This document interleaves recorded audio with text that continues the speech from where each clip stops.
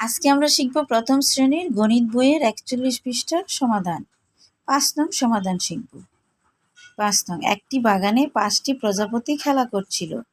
দেখো ৫ নম্বরে, একটি বাগানে ৫টি প্রজাপতি খেলা করছিল। পরে আরও ৩টি প্রজাপতি সেখানে আসলো। এখন বাগানে কয়টি প্রজাপতি হলো? ৫টি প্রজাপতি দেখো খেলা করছিল, পরে আবার আসলো ৩টি।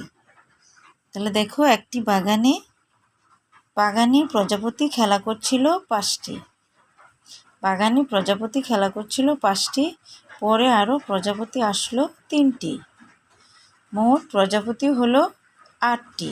দেখো, প্রথমে ৫টি খেলা করছিল, ১ ২ ৩ ৪ ৫ ৬ ৭ ৮।